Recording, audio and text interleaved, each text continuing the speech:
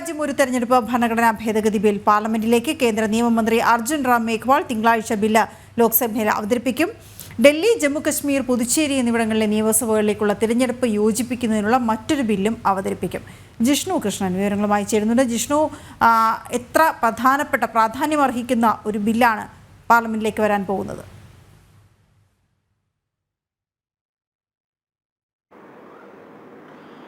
വീണ, നമസ്തേ. തീർച്ചയായും രാജ്യം കുറച്ചധികം കാലങ്ങളായി സജീവമായി ചർച്ച ചെയ്യുന്ന വിഷയമാണ് ഒരു രാഷ്ട്രം ഒരു തെരഞ്ഞെടുപ്പ് എന്നുള്ളത്. ലോക്സഭ, നിയമസഭ, തദ്ദേശ സ്വയംഭരണ സ്ഥാപനങ്ങളിലേക്കുള്ള തെരഞ്ഞെടുപ്പുകൾ ഒറ്റഘട്ടമായി നടത്തുക എന്ന ആശയത്തിൽ ഊന്നിക്കൊണ്ടുള്ള ഒരു രാഷ്ട്രം ഒരു തെരഞ്ഞെടുപ്പ്. അതിലിപ്പോൾ കേന്ദ്ര സർക്കാർ ആദ്യഘട്ടത്തിൽ ലോക്സഭ, നിയമസഭാ തെരഞ്ഞെടുപ്പുകൾ ഒറ്റഘട്ടമായി ഒരേ സമയം നടത്തുന്നതിനുള്ള ഭാഗമായാണ് അതിന്റെ ക്രമീകരണങ്ങളിലേക്ക് എത്തുന്നത്. അതുമായി ബന്ധപ്പെട്ട് ഏറ്റവും പ്രധാനപ്പെട്ട അപ്ഡേറ്റ്സ് എന്നുള്ളത് വിഷയം രാജ്യത്തിന്റെ നിയമനിർമ്മാണ സഭയിലേക്ക് എത്തുന്നു എന്നുള്ളതാണ്. പാർലമെന്റിൽ കേന്ദ്ര നിയമവകുപ്പ് കാര്യമന്ത്രി അർജുൻ റാം മെഘ്വാൾ തിങ്കളാഴ്ച ഈ ഒരു രാജ്യം ഒരു തെരഞ്ഞെടുപ്പുമായി ബന്ധപ്പെട്ട 2 ബില്ലുകൾ അവതരിപ്പിക്കും. ഈ ഒരേ സമയം തന്നെ ലോക്സഭ, നിയമസഭാ തെരഞ്ഞെടുപ്പുകൾ നടത്തുന്നതിന് ഒരു രാജ്യം ഒരു തെരഞ്ഞെടുപ്പ് എന്നുള്ളതിനുള്ള ഭരണഘടനാ ഭേദഗതി വരുത്തുന്നതിനുള്ള ബില്ലും ഒപ്പം കേന്ദ്രഭരണ പ്രദേശങ്ങളിൽ തെരഞ്ഞെടുപ്പ് യോജിപ്പിക്കുന്നതിനുള്ള ബില്ലുമാണ് അവതരിപ്പിക്കുക. അതിൽ ഈ government of union territory act 1963 ഒപ്പം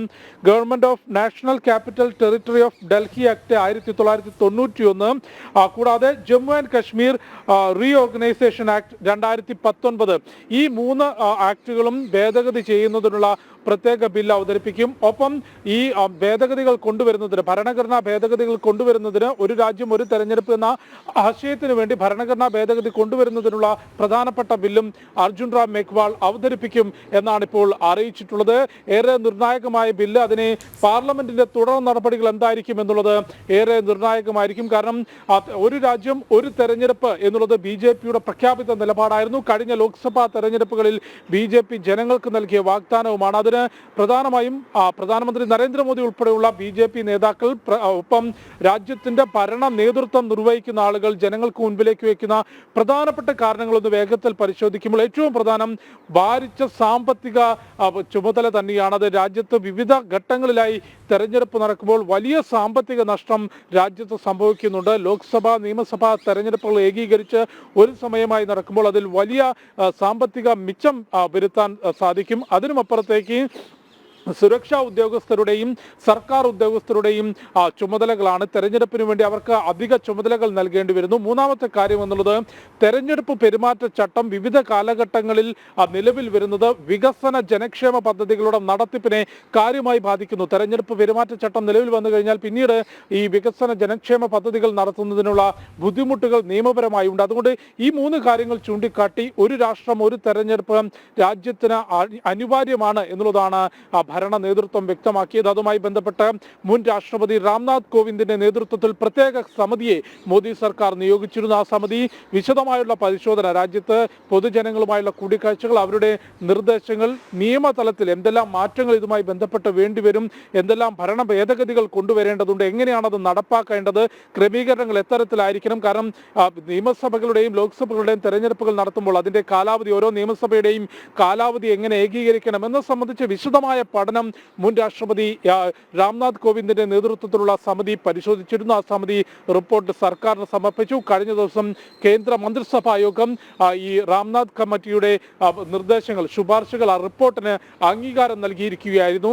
അതിനുശേഷം തന്നെ ഉടൻ തന്നെ പാർലമെന്റിലേക്ക് ആ ബില്ലെത്തുമെന്ന റിപ്പോർട്ട് ഉണ്ടായിരുന്നെങ്കിൽ ഇപ്പോൾ വ്യക്തമാക്കിയിരിക്കുന്നത് തിങ്കളാഴ്ച കേന്ദ്ര നിയമവകുപ്പ് മന്ത്രി അർജുൻ റാം മേഘ്വാൾ ഒരു രാജ്യം ഒരു തെരഞ്ഞെടുപ്പുമായി ബന്ധപ്പെട്ട സുപ്രധാനമായ ബില്ല് ലോക്സഭയിൽ അവതരിപ്പിക്കും എന്നുള്ളതാണ്. ഈ രാംനാഥ് കോവിന്ദ് കമ്മിറ്റി റിപ്പോർട്ട് നൽകിയത്. അതിൽ ശുപാർശകൾ തന്നെ ഏകദേശം 6 ഭേദഗതികൾ, 6 ഭരണഘടനാ ഭേദഗതികൾ ഈ ഒരു ആശയം രാജ്യത്ത് നടപ്പിലാക്കുന്നതിന് വേണ്ടിവരും എന്നുള്ളതാണ് രാംനാഥ് കോവിന്ദ് കമ്മിറ്റി റിപ്പോർട്ട് നൽകിയിട്ടുള്ളത്. വിശദമായ റിപ്പോർട്ട് പരിശോധിക്കുമ്പോൾ അതിൽ ഏറ്റവും പ്രധാനമായി എടുത്തു പറയുന്നത് ഭരണഘടനാ ഭേദഗതികൾ കൊണ്ടുവന്നതുകൊണ്ട് ഈ തെരഞ്ഞെടുപ്പുകൾ ഏകീകരിക്കണം. അതിനായി സംസ്ഥാന നിയമസഭകളുടെ കാലാവധികൾ ഏകീകരിക്കേണ്ടതുണ്ട്. അതിനായി പ്രത്യേകം ക്രമീകരണങ്ങൾ നടത്തണം. ഒപ്പം അതിനുശേഷം തദ്ദേശ തെരഞ്ഞെടുപ്പുമായി ബന്ധപ്പെട്ട തെരഞ്ഞെടുപ്പിലേക്ക് കടക്കാം എന്നുള്ളതാണ് കമ്മിറ്റിയും റിപ്പോർട്ട് നൽകിയത്. അതുകൊണ്ട് ആദ്യഘട്ടത്തിൽ ലോക്സഭ നിയമസഭാ തെരഞ്ഞെടുപ്പുകൾ ഒറ്റഘട്ടമായി നടത്തുന്നതിനായിരിക്കും പ്രാധാന്യം നൽകുന്നത്. നേരത്തെ രാജ്യത്ത് സ്വാതന്ത്ര്യത്തിന് ശേഷമുള്ള തെരഞ്ഞെടുപ്പ് ചരിത്രം പരിശോധിക്കുമ്പോൾ തുടക്കത്തിൽ 1952 മുതൽ ഏകദേശം 67 വരെ ലോക്സഭാ നിയമസഭാ തെരഞ്ഞെടുപ്പുകൾ ഒറ്റഘട്ടമായി തന്നെയായിരുന്നു, അല്ലെങ്കിൽ ഒരുമിച്ച് തന്നെയായിരുന്നു നടന്നിരുന്നത്. പിന്നീട് വിവിധ കാരണങ്ങൾ കൊണ്ട് നിയമസഭകളുടെ കാലാവധി തികയ്ക്കാതെ പരാജയപ്പെട്ടത് അല്ലെങ്കിൽ വീണുപോയതിന്റെ അടിസ്ഥാനത്തിലോ അല്ലെങ്കിൽ വിവിധ കാരണങ്ങൾ കൊണ്ട്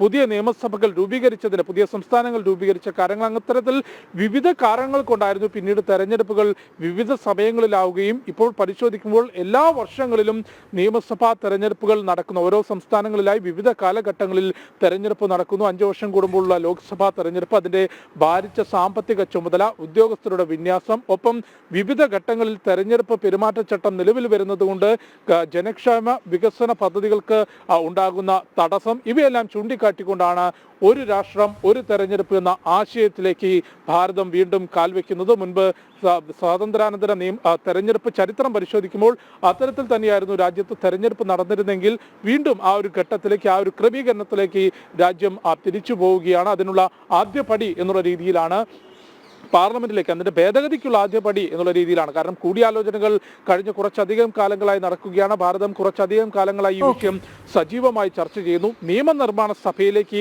വിഷയം എത്തുന്നു. തിങ്കളാഴ്ച കേന്ദ്ര നിയമകാര്യ വകുപ്പ് മന്ത്രി അത് അവതരിപ്പിക്കും. അതിനുശേഷം എന്തായിരിക്കും നടപടി എന്നുള്ളതാണ്. കാരണം ഇത് ഭരണഘടനാ ഭേദഗതി കൊണ്ടുവരുന്നതിന് 2/3 ഭൂരിപക്ഷം ആവശ്യമാണ്. അത്തരത്തിൽ അത് പാസ്സാക്കുന്നതിന് എന്ത് ക്രമീകരണം സർക്കാർ കൊണ്ടുവരും? ഒപ്പം ആ ഒരു വിഷയം ബില്ല് ലോക്സഭയിൽ അവതരിപ്പിച്ചതിന് ശേഷം അത് സംയുക്ത പാർലമെന്ററി കമ്മിറ്റിക്ക് വിടുമോ എന്നുള്ള ചോദ്യങ്ങൾ ബാക്കിയാണ്. അത് ഏത് രീതിയിലാകും എന്നുള്ളത് തിങ്കളാഴ്ച കണ്ടറിയണം. രാജ്യത്ത് പുതിയ നിയമം വരുന്നു. എല്ലാ തെരഞ്ഞെടുപ്പും ഇപ്പോൾ നേരത്തെ ജിഷ്ണുകൃഷ്ണൻ പറഞ്ഞ പോലെ ഇപ്പോൾ എല്ലാ വർഷവും തെരഞ്ഞെടുപ്പുകൾ നടക്കുകയാണ് ഓരോ നിയമസഭയിലേക്കും. അത് മാറി എല്ലാ തെരഞ്ഞെടുപ്പുകളും ഒന്നിച്ച് നടത്താനുള്ള ബിൽ ലോക്സഭയിലേക്ക് വരുന്നു.